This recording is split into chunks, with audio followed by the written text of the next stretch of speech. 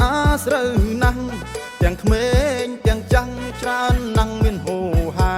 លេងស្គាល់ខុសត្រូវលិចគុណឪម៉ែទាំងក្រុងនិងស្រែរួលប្រែអចិនដា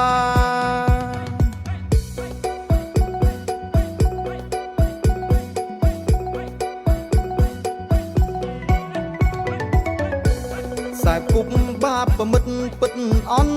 តរាយលែងស្ដាប់មើលពុកម្ដាយចេញឆ្ងាយកិច្ចសាលាទៅរៀនប៉ោឡា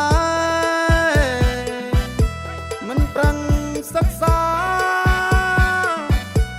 ឃើញហើយខ្លោចផ្សាគ្រួសារគ្មានដំឡៃ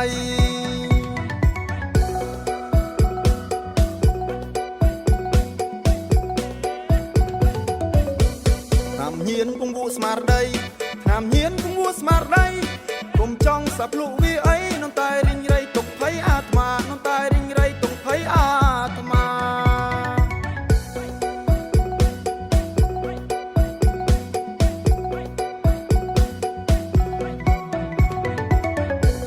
នៅក្មេងប្រឹងរៀនទៅមានគុំនិតជាឆ្ងាយទុញចរិតគិតជាតិខែមរាគុំឈួតសប្បាយឆ្ងាយក្រុមគ្រួសារ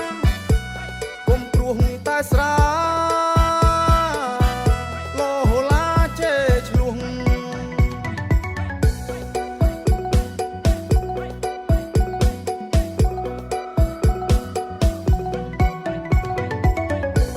យុវជនប្រុងស្រីគប់បីរិញរេ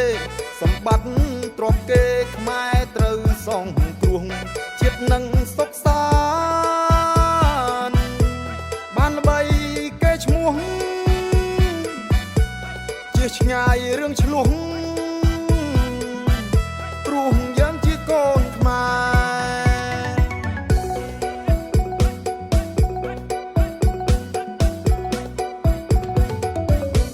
តាមញៀនពងវក់ស្មារតីតាមញៀនពងវក់ស្មារតីគុំចង់សាប់លក់វាអីនំតែរិញរៃទុកភ័យអាត្មានំតែរិញរៃទុកភ័យអាត្មា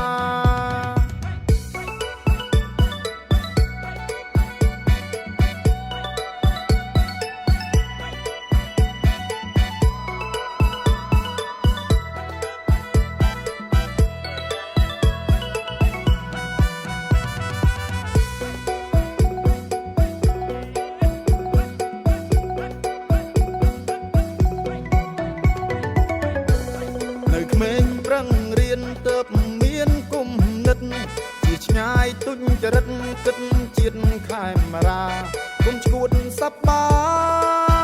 យឆ្ងាយក្រុមគ្រួសារគុំព្រោះតែស្រាលោឡាជេឆ្លួង